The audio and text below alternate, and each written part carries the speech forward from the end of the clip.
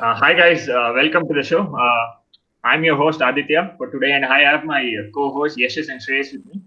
So, in our show, The Differentiators, we talk to achievers from various backgrounds to understand their journeys, which will help us unlock key insights and ideas that will stimulate our learning and growth.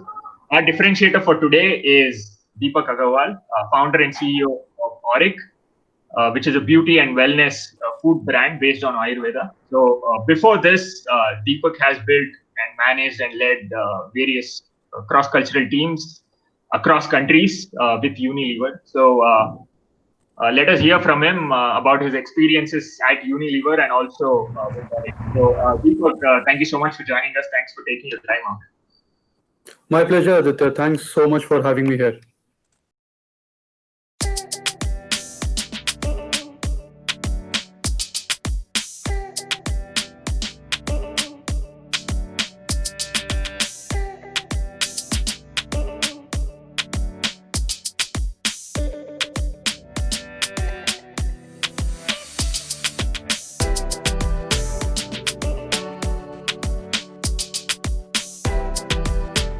Thank you. So my first question is, we'll start off with Auric. So how did you get the idea of Auric? How did it start? Why did you start Auric? See, the idea behind Auric is actually a story both from a personal and a professional side. Professionally speaking, since I spent good 9 years with Unilever, as part of Unilever, I was mostly taking care of hair care and skincare categories. Now, when you're working with those categories, those are really functional categories. People buy a shampoo because it's anti-dandruff. People buy a cream because it's moisturizing or fairness. But the moment same people go to a food or a beverage shelf, they end up making the purchase based on taste and refreshment. Now, that for me was quite surprising because we should be taking care of the benefits of the things that are going inside our body much more than taking care of things that are going over our body. So, hence, decided to make functional foods and beverages. That for me was the first insight from a professional life perspective. Personally speaking, have been a professional sports person for a greater part of my life. Played badminton at a zonal level as well, and also was part of the university soccer team. In one such match, had a backbone fracture, which led me to 3 years of physiotherapy without any help, and that's when I turned towards yoga. And after 5 years of practicing yoga, made me realize that yoga actually works. So I thought if yoga works, maybe other forms of ancient wisdom like Ayurveda also works, and that's when I started educating and learning about Ayurveda. And during this course of learning about Ayurveda and convincing my friends and family to adopt Ayurveda, I would receive really, really funny answers and weird answers. The less funny answers were, it's dark and dingy, I don't understand the science. The lesser funny answers was that it's too bitter, I can't consume it regularly. But the most funny answer was that it makes me believe that I am a right wing political enthusiast. And therefore, people did not want to tie up with Ayurveda only because of the religious or the political associations with that. And I was quite surprised with that because Priyanka Chopra had her wedding, gifted everyone Forest Essentials.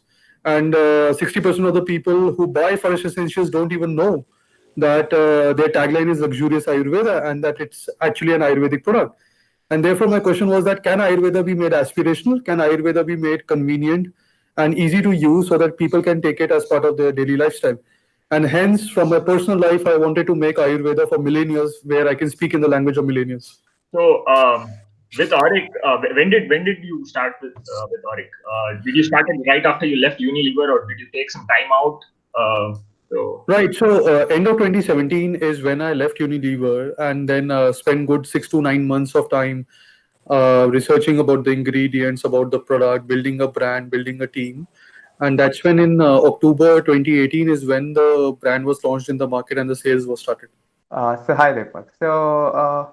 You talked Hey. about your journey from after having suffered a back injury, and then Mhm. you went on physiotherapy continuously, and you gained weight. That's what I was reading a bit. Right. And so, can you talk about that journey? How did that journey inspire you to transform? Right. So after these 3 years of physiotherapy, where my back was not helping me, coincidentally, Unilever had also transferred me to Switzerland. Now, Switzerland as a country is probably one of the healthiest countries in the world. It is also a place where the lifestyle of the people is supremely different from what you see in India. Just to give you an example, every Monday in my team, the team would ask, "What did you do on weekend?" And I would always end up saying that went out for dinner, watch a movie, went out for dinner, watch a movie. And they would always be like, "Come on, that's what you did the previous weekend also." And they would be going out for a hiking or for a camping and things like that. And you would see people running all around the streets in Switzerland. That's when actually my love for food started converting towards the respect for food. That's when I started taking my health seriously because my back was in a bad shape. No one could tell that I was a sports person in my previous life, and hence I decided that now is the time when I start learning about the food and the nutrition. Coincidentally, one of my colleagues was a doctorate in nutrition as well, and that is why he also started educating me a lot on what is wrong with our food habits and things like that. So it was a combination of these three things. One is my back not helping me. Second one also being the fact that people around me were really, really exercise conscious, health conscious. And number three, that my love for food was getting converted into respect for food. And these three things is what in 2013, January onwards, is what actually started taking me through the journey of understanding my nutritional needs, understanding my exercise needs better. So with Auric, right? From what I've seen in the website, right now you have a lot of beverages that you sell, maybe Mhm. even on Amazon, or maybe it's available in a certain stores in certain locations. So Mhm. why did you start with only beverages? Why not anything else?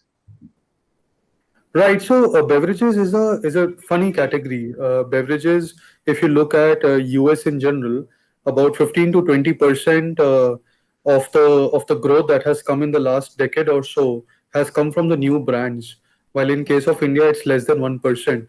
So from that perspective, beverages has been one of the least innovative category in India. But on the other hand, from a consumer side, beverages is also the highest trial category. You are always okay to gulp something rather than chew something because of the amount of time it spends in your mouth. And that is why beverages in general, when a new brand enters into a market, as a consumer, you are far more primed to try a beverage brand rather than a food brand in general. That was the major reason why beverages being a least innovative category, but also the highest trial category, that I wanted to try it first. Also, if you look at in general how the kadas have been made in the past, they have always been in a liquid format.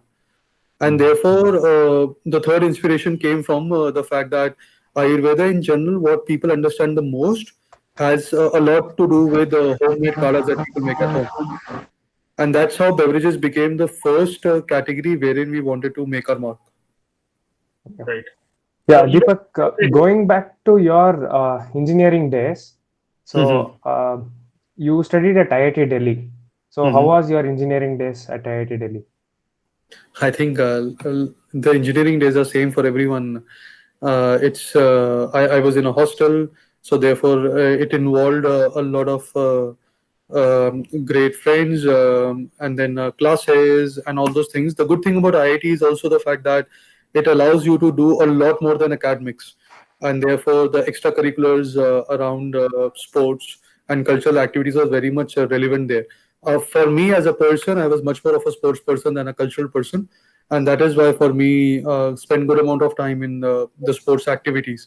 It was also the time during which a lot of new brands and a lot of new businesses were being made out of IIT Delhi. I still remember the erstwhile Zomato had also being seeded while it was in IIT Delhi, and some of our seniors had actually come over to IIT Delhi to hire for talent also. So therefore, the foundation of the entrepreneurship was definitely built up in IIT Delhi, wherein you were in charge of budgets. Also, you were in charge of the vision of the hostel, vision of the brand, vision of the institute as well. So from that perspective, IIT is a great place not only to learn academics but also outside academics and also to make great friends and great network. So can you just brief us about your Unilever experience of 8 years? Right. So the experience at Unilever, I consider them as my school. Whatever I learned specifically from a business side, product side, brand side, I call Unilever as my school. So I started off as a management trainee, like all the graduates from IIT and IIMs do that. During those 15 months of period, you go through a desk rotation. It's like every 45 days. you go to a different department and do a short project and get your learnings in those 45 days in that particular department. After those 15 months, I actually moved as a factory manufacturing manager in the north part of India, a place called Baddi, wherein I was primarily taking care of the soaps manufacturing, everything to do from production to quality to planning of that particular factory. This factory gave me a great experience because not only was it the third largest factory in the world for Unilever, but it was also servicing good 40% of the volumes of the country. So from that perspective, it gave me a great experience in terms of how the entire cycle from the raw materials to the manufacturing to the quality to the planning and dispatch happens. And that for me was the first experience. The best thing about that experience was that it was a good 700 member team that was actually reporting into me. Now, as a 23-year-old, when you take care of such big responsibilities, specifically from a human resource perspective, it gives you a different perspective in life. It helps you understand the various emotions and the various physical aspects of managing such a big team. And that too, when you have the blue collar people reporting into you, their ways of thinking are much more simple than what we think. And therefore, from that perspective, it was a completely different perspective for me as a 23-year-old. After I completed my 2.5-year stint as a factory manufacturing manager, I moved to Switzerland. I was one of the few people who was part of the cohort representing India, wherein Unilever was at that moment making an internal consulting department. It was their head office for strategies back in Switzerland. So at that moment, I had a very interesting 2 years experience wherein I was made in charge of 10 odd countries. I would travel to these countries, spend some time there, understand the end-to-end P&L, do the various white space benchmarking, the zero-based analysis, and then come back, follow up with the management team in implementing those particular actions. And it was a very high travel job. It gave me a very good work experience. I was working in a team which had representations from 40 odd countries, and I would be traveling quite a bit. So from that perspective, the perspective was very, very worth oriented. And from there, I moved to Singapore, wherein I was now taking care of the Asia Pacific operations. China, Indonesia, and Thailand were the top three countries for Southeast Asia and North Asia for Unilever, and which is where I was responsible for their industrial performance operations. And then finally, in my last role with Unilever, I moved back to Bombay. And now I was taking care of the planning and logistics operations for hair care and skincare categories for India. It was a good $2 billion category for Unilever in India. And for me, I was responsible for everything to do with supplier planning to distribution planning and factory planning. And that gave me a very different experience because it was a combination of 11 brands wherein every single day you would be sitting with the brand and the category teams to understand their promotion drivers, their new innovation product plan, and as well as you would need to lend their networks onto the time. So from that perspective, the 8 to 9 years that I spent with Unilever was a complete experience, I would say so. Yeah, definitely. You have a very diverse experience in Unilever, having the international and the national experience. So, okay, how did Unilever shape you as an entrepreneur? Has it helped you as an entrepreneur? Oh, absolutely. When you talk about any entrepreneur, passion is definitely the common thread that you would find amongst all the entrepreneurs. And the way I define passion is definitely around have you become an activist in your personal life with respect to the things that matter to you in your entrepreneur life. And that for me was one thing, that my passion for new products, my passion for new brands was built quite a bit at Unilever. But also, what you require as an entrepreneur is perspectives, and you require as an entrepreneur a lot of perspiration. Both of these things also I was able to build a lot in Unilever. You get a lot of perspective when you look at different categories, when you look at different strategies, when you meet so many different people, when you travel different countries, when you meet with all echelons of the society from blue collar to white collar. And these are the kind of perspectives that help you shape as an individual. And then during the course of your journey, both in IIT, during your schooling, as well as during Unilever, you come to know whether perspiration is something that, because entrepreneur requires a lot of hard work. You need to stay 15, 16 hours on your job. You need to be connected to your job every single day. So from that perspective, Unilever has shaped me as an entrepreneur quite a bit. After 8, 9 years in the corporate, how did you actually come out with that idea to move into entrepreneurship? Was that inbuilt, or did you have that drive throughout to come out as an entrepreneur? See, the drive existed long before Unilever also. Most of the time, I would tell my friends and family back in IIT Delhi that I would sooner or later start a business. And therefore, for me, entrepreneurship was something that I wanted to do quite well while I was in IIT Delhi only. It's just that the comfort of a job and the comfort of the savings would always pull you away from entrepreneurship. And that's when, during my course of journey at Unilever, slowly and slowly, I realized that my passion really lied in doing something, as I mentioned, towards foods and beverages by making it more benefit oriented sales. And secondly, towards doing something Ayurveda, yoga, and ancient wisdom. And during this course of the journey, as my passion and my activism in my personal life was shifting more and more away from what I was doing at Unilever, but more towards what I really wanted to do in the future, that's when I decided to take this step of moving away from Unilever. And today I can safely say that the only two things that I miss about my job at Unilever is weekend and 4 weeks of annual leave. That's it. Apart from these two things, I don't miss anything about Unilever at this stage, and I'm learning quite a bit as an entrepreneur.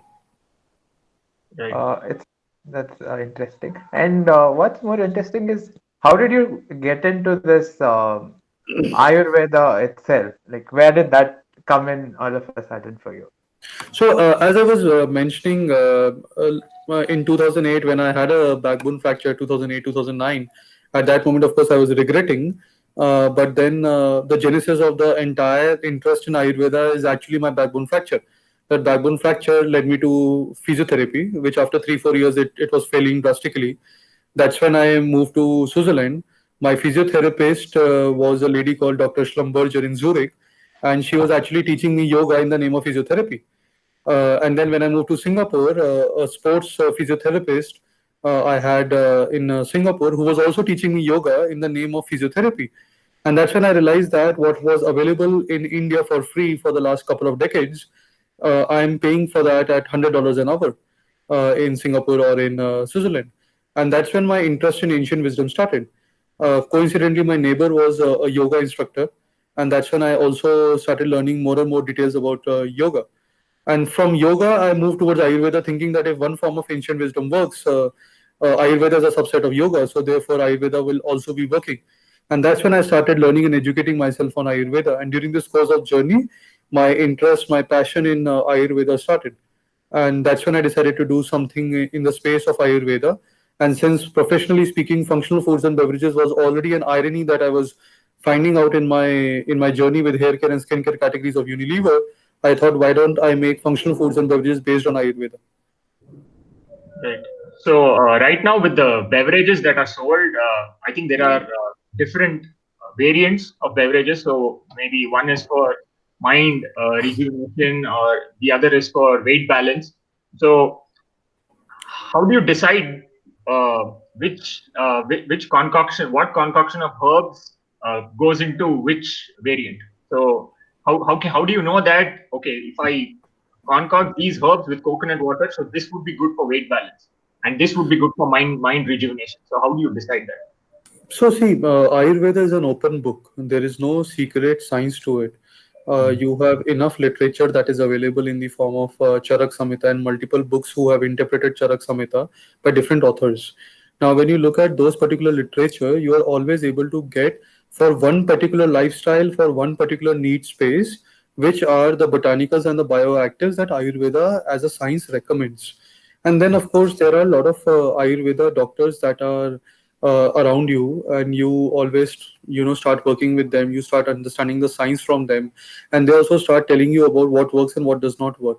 When you do these two things, what you're able to come back is that these are the set of ingredients which are going to give benefits as an overhaul to the body, because Ayurveda is a very personalized science. So Ayurveda for Deepak is different for Ayurveda for Aditya, and Ayurveda for Aditya is different from Ayurveda for Shreyas.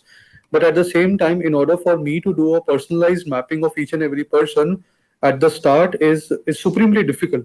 So what you start looking at is concoctions which are more of a general concoction that can work well for all of us together. and which is where Ayurveda is very sharp in telling you about this particular herb has this particular benefit on this particular part of the body. Now, those are the kind of things that you get educated from literature as well as through the presence of Ayurvedic doctors. Once you create that concoction, you start working on two axes. One axis is on the taste axis, which is where Ayurveda in general is extremely bitter. And therefore, how can you make it palatable? How can you make it healthy yet palatable? And that is where the challenge lies. And on the other side, can that particular concoction be validated through the Western science deliverables?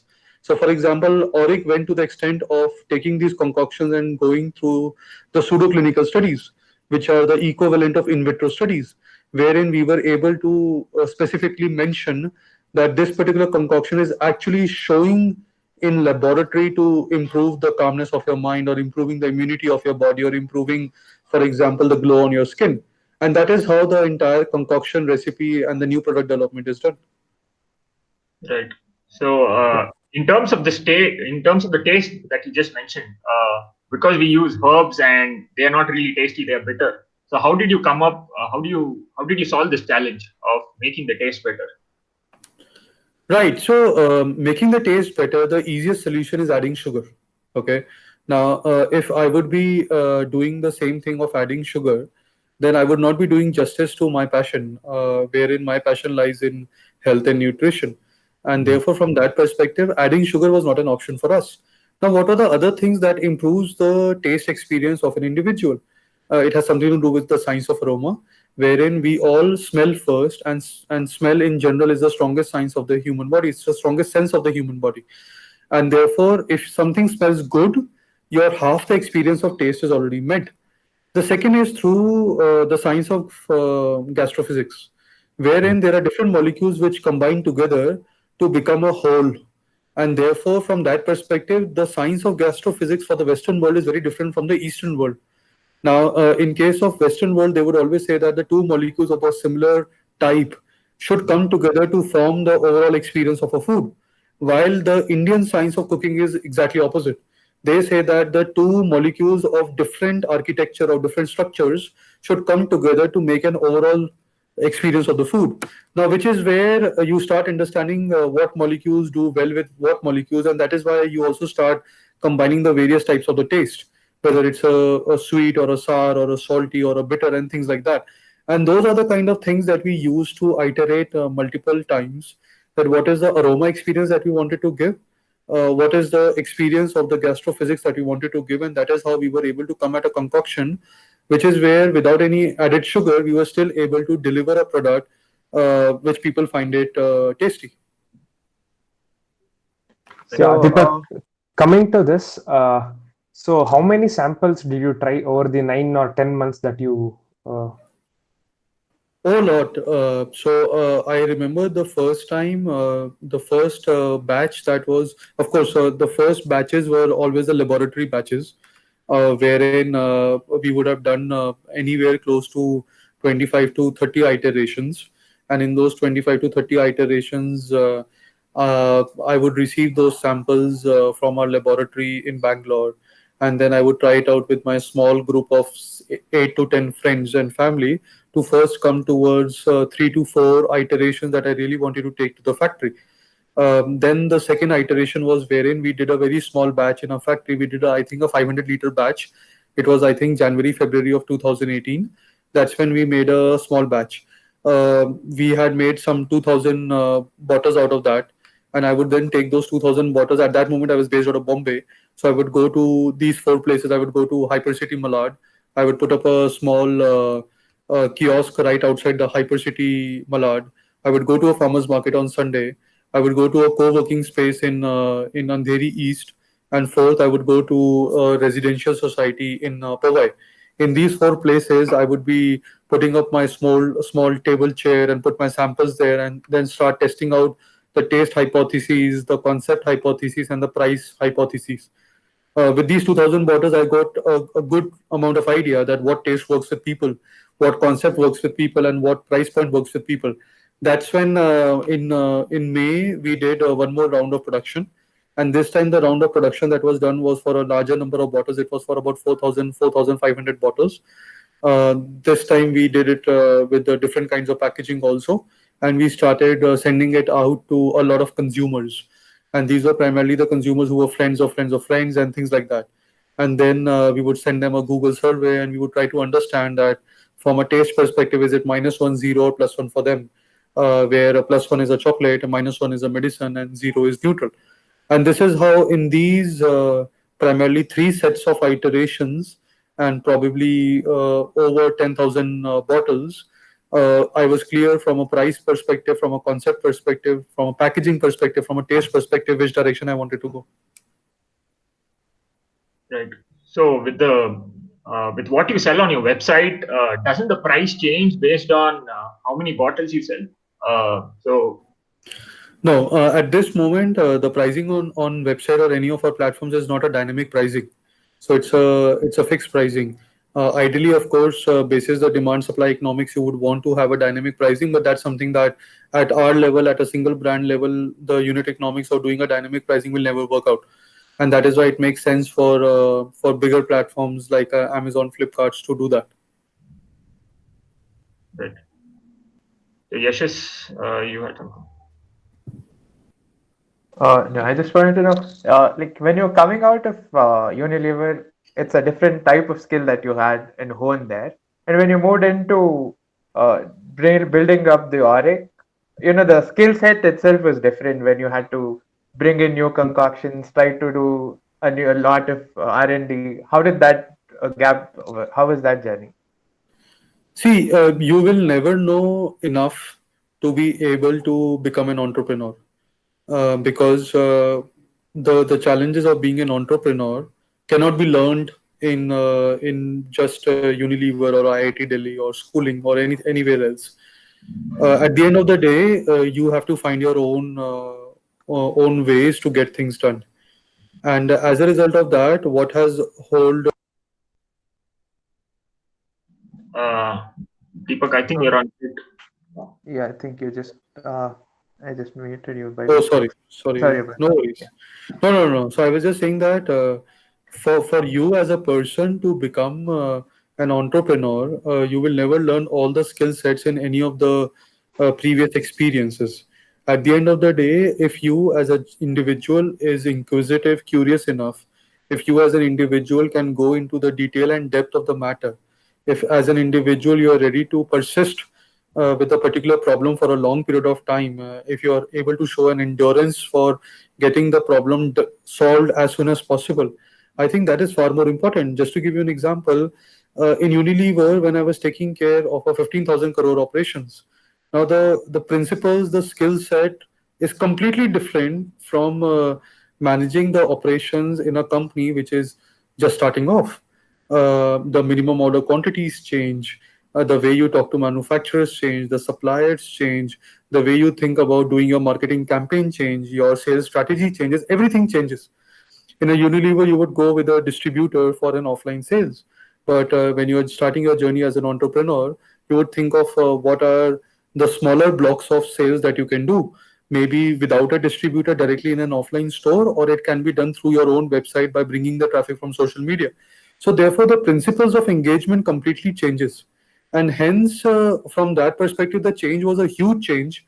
But at the same time, as an entrepreneur, if you are passionate about your end objective, if you are curious enough to solve your problems in by going in the greatest depth, and if you're ready to persist for a longer period of time in solving your problem, then I think you will find your own ways, and that becomes a lesser of a challenge if the passion, persistence is already in place. Okay, Deepak. So how important is branding in a drink or a healthness startup? Oh, it's a whole and soul. Everything is about branding only. At the end of the day, it's the reason why a consumer gets attached to a particular product is not because of the product itself. It is because of the brand itself. Let's just take a consumer cycle. The consumer first sees your advertisement on a social media, or they see your social media profile. For example, in case of Auric, it's @drink Auric on Instagram. Now, the moment you see the Instagram profile or you see the advertisement, it's first the advertisement that makes you decide to click on that ad or not. Then you come to the website, then you have a look at the website, and you get even more sure whether you want to go ahead and buy the product or not. Then the next thing that hits you when when the product reaches your home is the packaging. So therefore, the product is the fourth part. The first one was your ad copy. The second one was your website or the transacting platform. The third one was the packaging experience. And the fourth one was the product. Of course, now the product will become the hero because you are going to come back and repeat because of the product. But at the same time, the entire cycle of branding is present in the step one, which is your social media and the ad copy. It comes on your website, which is a transacting platform. Then it comes on your packaging experience side. So at the end of the day, you and I are going to get emotionally attached to a particular brand because of the trust that we have in that brand. And it can be either the brand emotionally speaks to you or because the brand touches upon a subject that you're passionate about. So from that perspective, brand is something that is central to the thesis of building a consumer product. So since you spoke about ad campaigns, so with Auric, so is what are the sort of ad campaigns that you run? Is it banner ads, video ads, or is it a combination of everything? It's a combination of everything. At the end of the day, what we have seen that consumers they witness a lot of creative fatigue.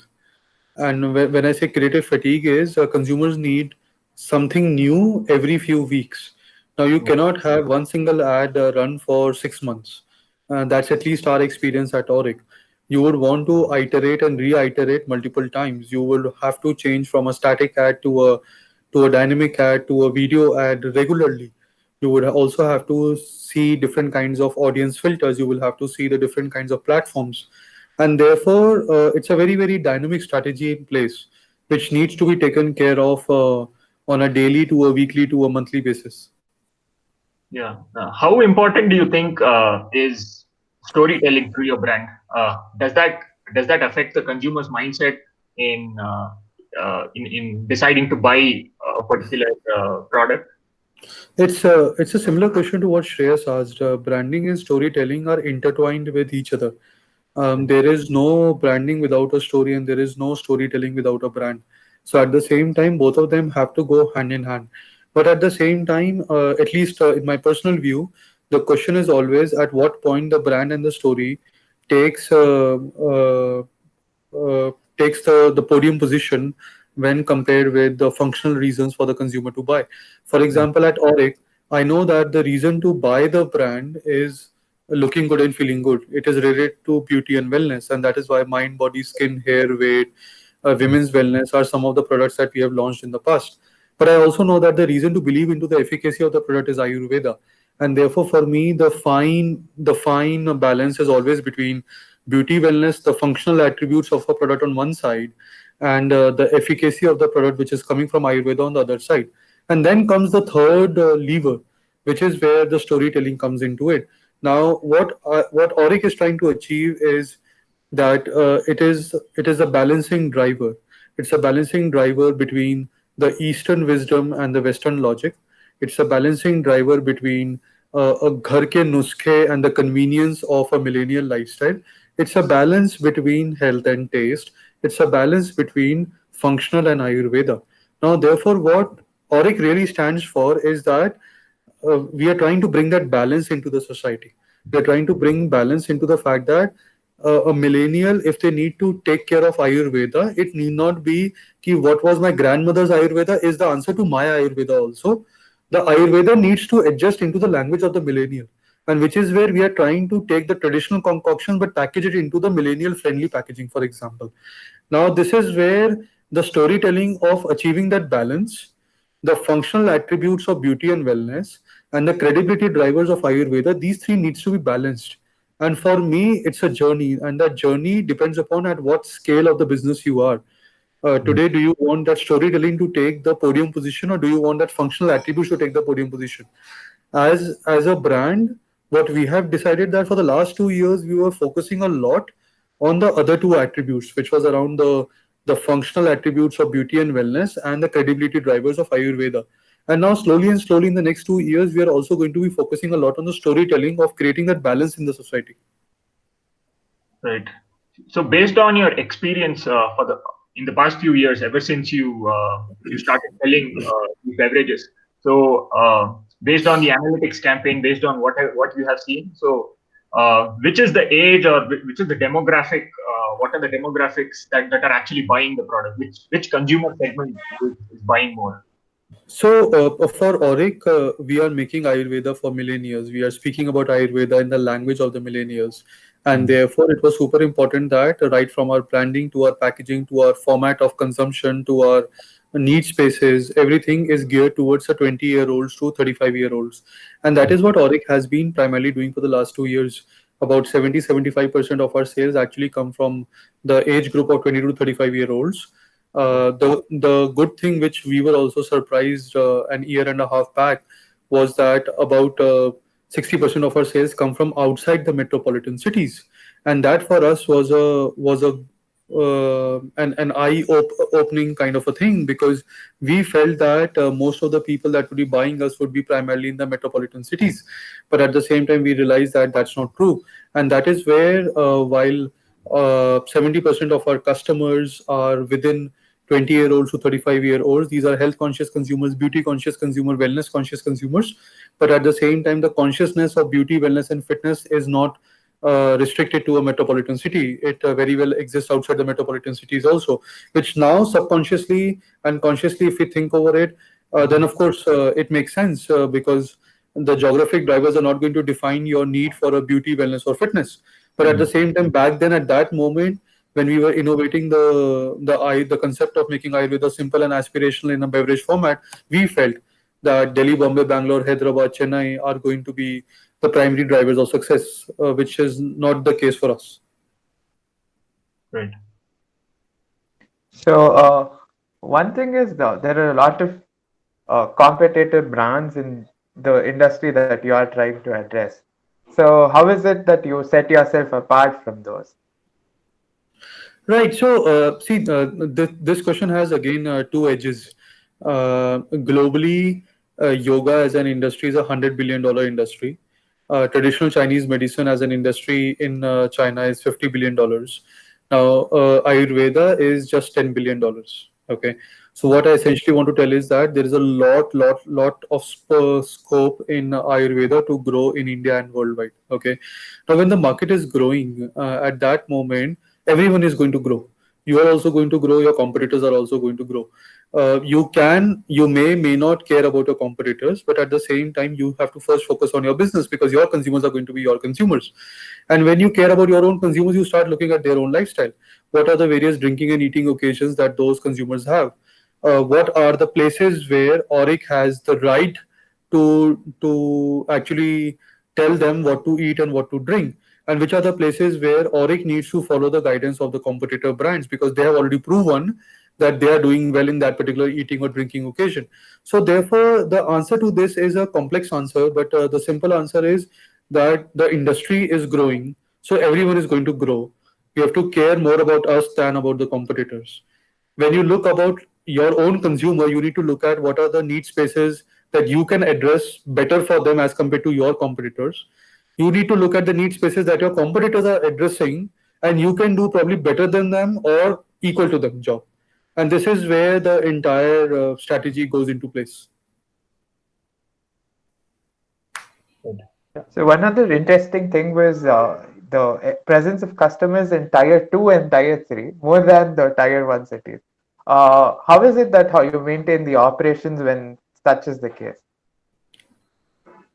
See, Which is, the businesses have moved online, and that has actually helped quite a bit. That you don't need to restrict yourself by the physical infrastructure that is available within the company, and as a result of that, you always partner with your logistics partners, your courier partners, who are able to service it pan India. The biggest challenge for Auric as a brand was that most of the brands that have built in India as well as outside India online in the online space have been the non-liquids, have been the brands which were as a structure, as a product format, were not liquids. So as a result, for us, the biggest challenge was that liquids has a lot of weight, it has a lot of volume. So how do you transfer it, courier it pan India? without disturbing the experience of the end consumer, which is where whether it was the strength of the packaging, whether it was in terms of getting your courier partners to understand your side of the story, that what you contribute to them, and hence to be able to get better rates from them.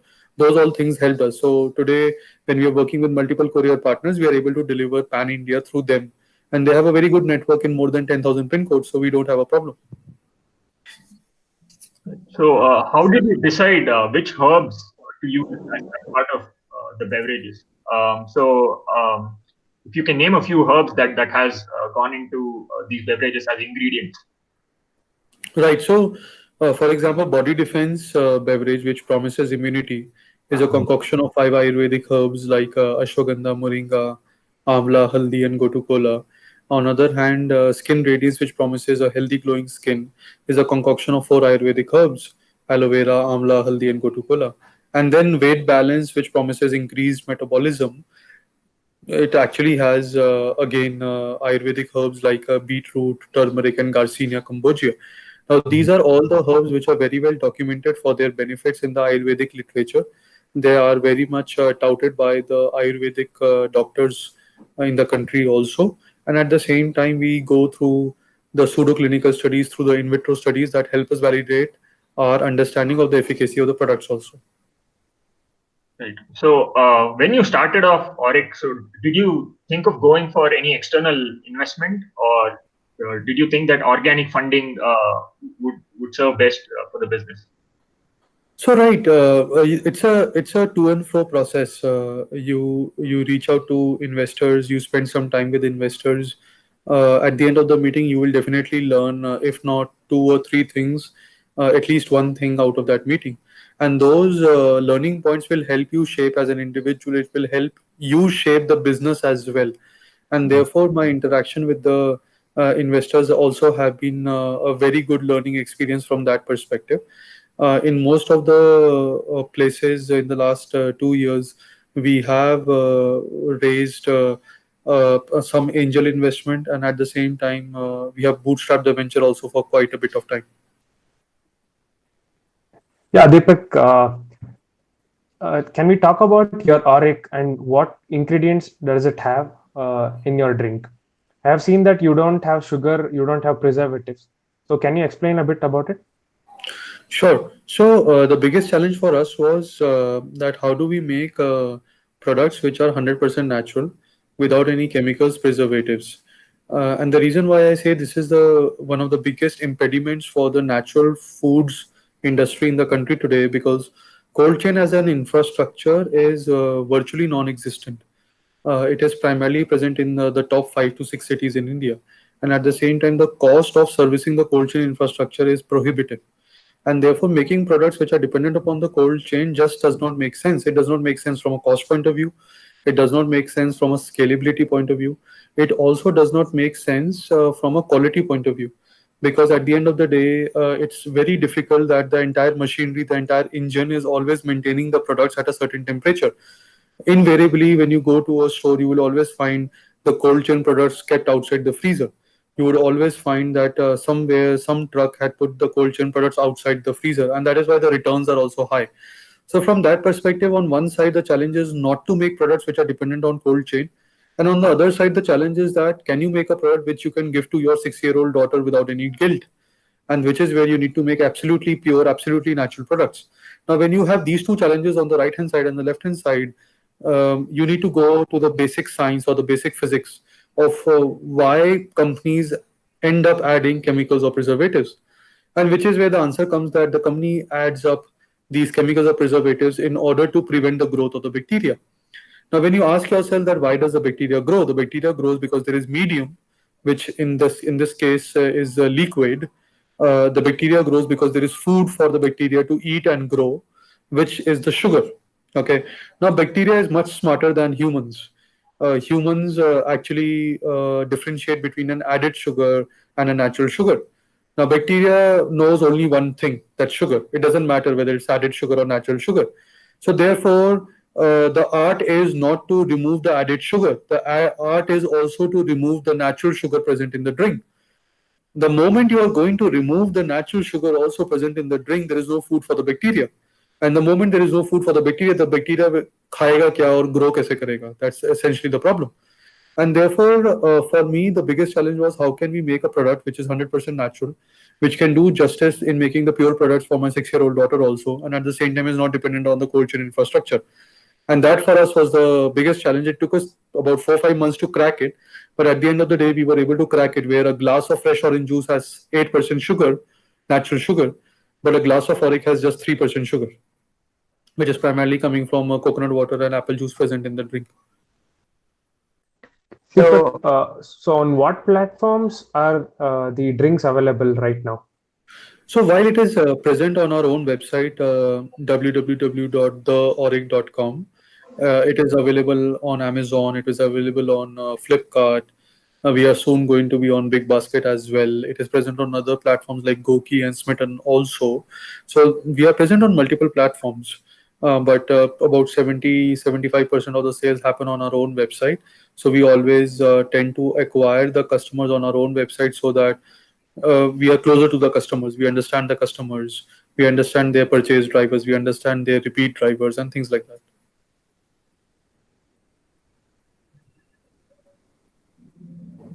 Right. Yashas, you had a question. No, actually, you stole my question there. I was Okay. actually going to be asking about the same distribution status. So anyway, moving forward, when it comes to the retention of customers, how do you do that? What is it that you do differently from others? I'm not sure if we do anything differently from others or not, but for us, uh, between Amazon and between our own website, our customers need to discover us and our customer needs to find us. And from that perspective, if our customer is much more comfortable in adding Auric to their own basket when they're shopping from Amazon or Flipkarts of this world, they should be having that option.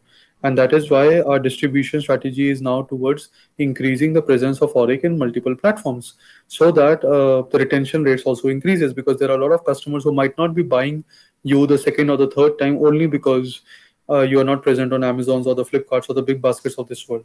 So that's point number one. The point number two is on our own website, since we have the database of emails of the customers, we have the phone numbers. So therefore, we reach out to them. We reach out to them with bigger propositions, with better values and things like that. And those are the ways through which we are able to maintain customers on our own website and also able to maintain the retention drivers. Right. So, how has the pandemic impacted the sales for Auric beverages? So, have you seen any change over the past few months? So Auric has been rather lucky during this unfortunate situation of pandemic, wherein we were able to grow our sales by almost 3x just because of the pandemic. The way I define it as that beauty was gold pre-pandemic and wellness was silver, but after COVID, wellness has also taken the pole position along with beauty. The demand, the discovery, as well as the knowledge on Ayurveda, wellness, immunity has increased manifold post COVID, and which is what is also helping us to drive our sales. Yeah, Deepak. So what are your future projects for wellness and health? Yeah, especially because there's a huge growth in the demand for immunity boosting products. So what are we looking? What are you focusing on currently? Right. So for us, it's a combination of two things. One is the need spaces. From a need spaces perspective, while immunity is one need space, glowing skin is another need space, weight balance is another need space. We will continue to innovate on the need spaces side. The other need spaces, which are generally known in the vitamins, minerals, and supplements category, we will try to use those need spaces as a benchmark to innovate in the convenience of a grocery format. The second is on the format itself. While beverages is one format, cold beverages is one format that we are already having at this moment. We are going to be soon bringing out a lot more products in drinking and in drinking occasions and in food occasions. So that is also going to further help us. We saw Pepsi move into the health products by acquisition of Tropicana. So where do you see yourself in another 5 years or 10 years? See, we are focusing on getting our top lines in place. In the next 5 years, we would want to close in on towards greater than 500 crore revenue. Now, for us to be able to reach there at profitable margins, at a capital efficient model base, is going to require a lot of time, energy from our side as well. Which is where we are taking it one step at a time. Let's get the revenues in place. Let's get the profitable business model in place. Let's be capital efficient. And with these three things put together, sooner or later we'll find our right destination. Right. Yashish, you had something. So I was interested in the type of technology that you're focusing on to bring in, to completely make natural products. So can you talk about the type of technology that goes in to bring in the product? See, technology for us is a heavy word. As I mentioned towards the previous question, that you just need to understand the basic science or the basic physics of what makes a product natural and what is the need of adding a preservative or a chemical. The moment you're clear about that, you're first able to play with the formulation to make 100% natural formulation, and then comes the packaging. When you're looking at the packaging, that's when it's a 50% consumer game, where consumer needs to decide what packaging is going to be the right packaging for his or her consumption, and 50% is the availability of capacity, which is where what is the technology that is already available. Do you really want to invest a good amount of capital in creating a supply infrastructure? As a company, as a brand, Auric, we believe in investing capital on the demand side more than that we invest on the supply side. So therefore, we don't intend to create the supply infrastructure when we know that there is a lot to be done on the demand infrastructure. So as much as possible, our supply infrastructure is capital efficient and also standardized as per the supply capabilities existing in the country today. Are you planning to scale the business into international markets? We just did. Just a couple of weeks back, we have launched Auric on Amazon US. We are still testing waters there. We are still trying to understand the demand drivers, the consumer drivers for the consumers there. What we know for sure is that Ayurveda is a big market in US. What we also know is that wellness in general, functional beverages in particular, have also been a great drivers of success in US market. What we are still doing is just testing waters. And probably the next couple of months we are just going to test waters and see what is actually happening there. Right. I think we've got a lot from the questions that we asked already. So Yashish or Shreyas, you had something. Yeah. So talking about the entrepreneurship space currently in India, how do you see it? How do you think it's going right now? Because you've seen it from being your time in IIT Delhi to currently you being yourself an entrepreneur. So how do you see that going forward in India? Oh, the interest in entrepreneurship is growing like crazy. During my time, it would be very few people who would be graduating from IIT Delhi would actually be directly taking the step of being an entrepreneur. Today, when I meet the newer folks in IIT Delhi, these folks have already put their mind that they want to start their career directly as an entrepreneur. So, from that perspective, the demand as well as the availability of talent who wants to risk their lives right from the day one in being an entrepreneur has increased quite a bit. And going forward, I do see that the quality of entrepreneurs and the quantity of entrepreneurs is going to drastically increase. And while I'm not an expert in this particular field, but I do feel that we are at a cusp wherein from this, the inflection point, the number of entrepreneurs is going to increase in all spaces, and we are going to see some really big businesses going both public as well as making great private markets in India in the next couple of years. So Deepak. in terms of just a second, Shreyas. So I just had this question. So because you're in the health and wellness space and you're selling products in the space, don't you think it'll also be you also have an advantage if you create awareness among a lot of people in the space as well. So are you taking any initiatives to create awareness to the people about the health and wellness space, so that will also influence the business aspect as well?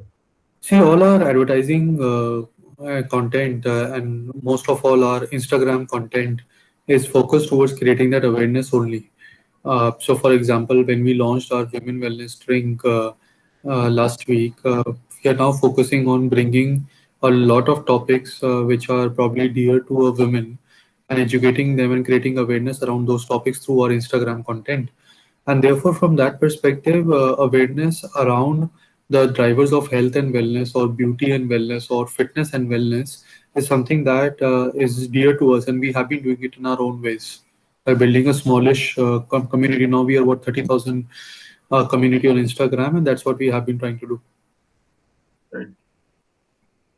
Yeah, Deepak, coming back to your product and packaging, the packaging and the bottle looks amazing. So your website looks very Thank you. good. So how did you come up with this concept of packaging? And since you do it using recycled plastics, so can you tell us about something about that? Right. So on the first one, as I mentioned during the days of iterating on the product and the packaging, we looked at different designs, different colors, different concepts, different brand personalities that we wanted to showcase to the world. And after talking to a lot of consumers, trying to understand from them what they are finding it positive about it, what they are not finding it positive about it, that's when we finally shortlisted this packaging. Of course, there were some of the design experts from Bombay, a company called Yellow Fishes, who was also helping us to do these iterations, testing out with the consumers, making various designs for us, making various brand personalities for us as well. Now, during this course of the journey, you also try to understand that what is the kind of brand personality that you want to showcase to the world. And on the other hand, you also come to know from the consumers what is the personality that they are understanding from the packaging that you're delivering it to them. Now, for us, it was a very simple thing.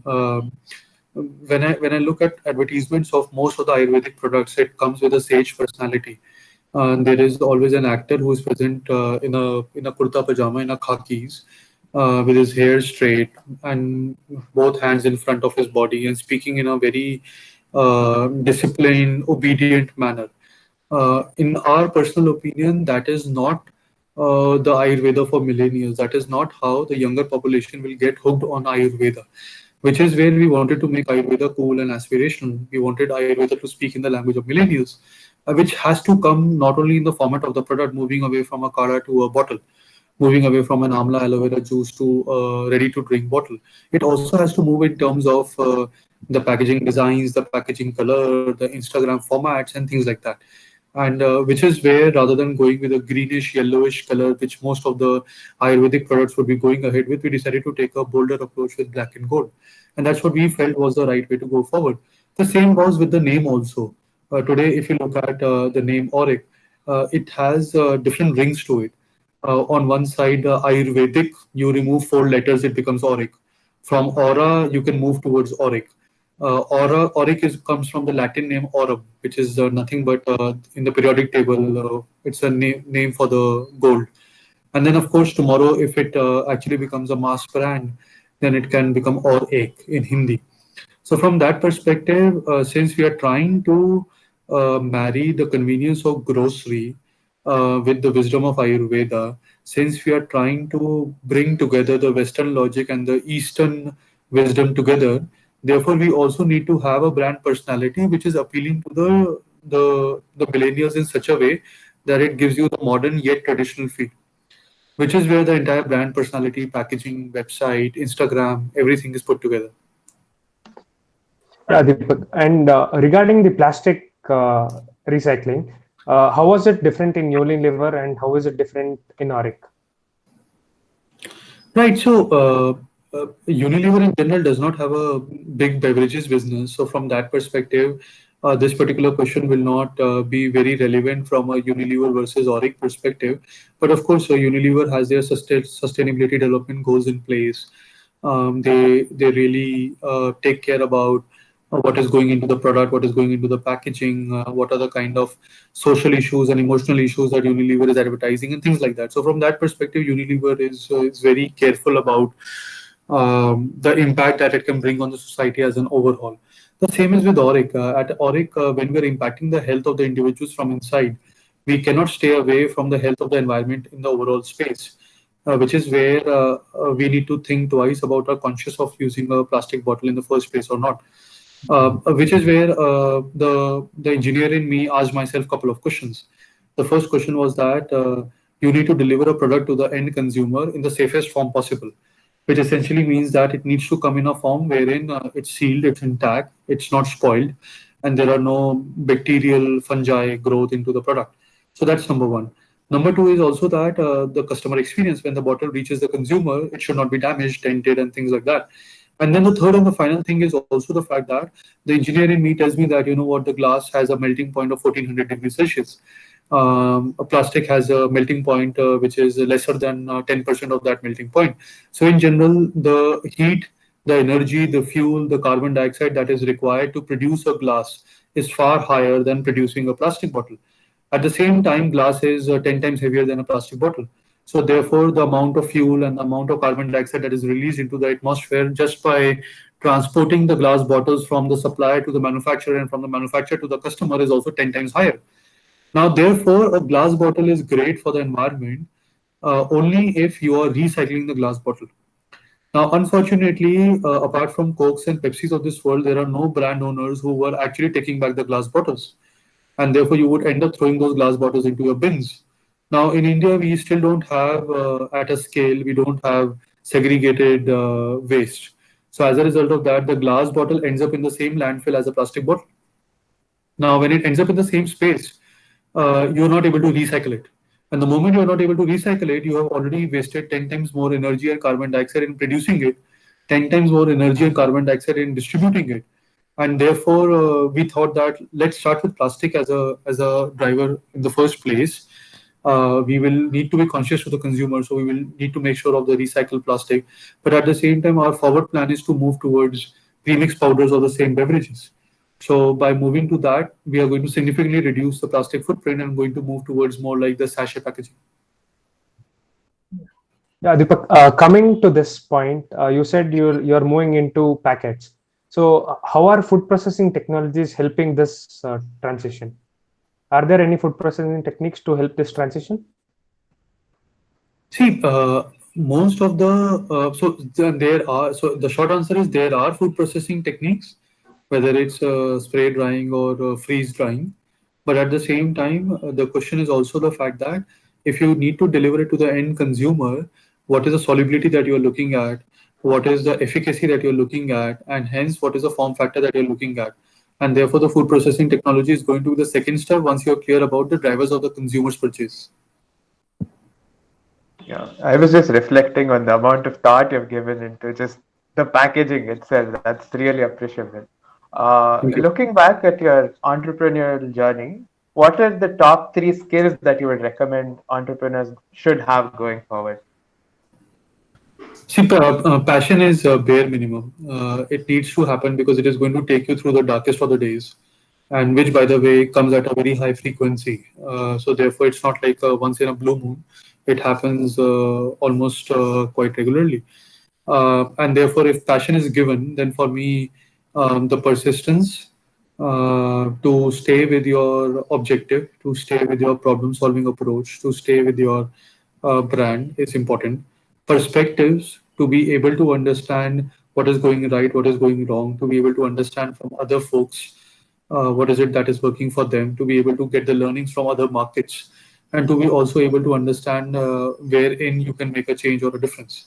Now, these are the three things which I value quite a bit: passion, perspectives, and of course, persistence. Perspiration is given. Every person has to go through those things if you have to build a business from scratch. So, therefore, if at all I had to add a fourth thing, then that will be the perspiration. Right. Yeah, Deepak, I know we have spoken about fitness here. So how important is the mental and the body fitness required during these work from home time? See, because of work from home, the lines between the work life and the overall life has thinned quite a bit, and therefore it has become a work life integration. which is where you are working when you are probably in your personal life. When you are in your personal life, you are working, but at the same time, it's the vice versa also. So from that perspective, you need to figure out what is the source of positive energy for yourself. For example, in my case, it's I need to do my daily meditation. I need to do my daily yoga. I need to go out for a run every other day. So from that perspective, that's my source of positive energy, and every person needs to find their source of positive energy that keeps them mentally and physically fit. And the moment you are going to take that consciously, you would start feeling that time is no longer a limit and energy is the limit. And therefore, when a lot of people tell me that how do you manage your time, actually, you don't manage your time, you manage your energy, because you can do a world's task in the same time if you have a great amount of energy. I think we've spoken a lot in the last past probably an hour or so, and I think the amount of insights that we've gathered is also huge. Something should be going back and reflecting upon. Yeah, definitely. So thanks, Deepak. I think My we put pleasure. most of what we wanted from the session. In fact, much more than what we wanted. The conversations were pretty insightful, and what you mentioned, you were also very honest. So thank you so much. Thanks for being here. No, it's my pleasure. Thank you so much for having me here, and thank you so much for sparing your time. Hey guys, thank you so much for tuning in. We have lots more to come on this channel since we have lined up a few more guests after this. Be sure to like, share, and subscribe and hit the bell icon to receive updates. In the description below, I have provided the LinkedIn page link. Follow us on LinkedIn to receive new notifications. So until next time, it's goodbye.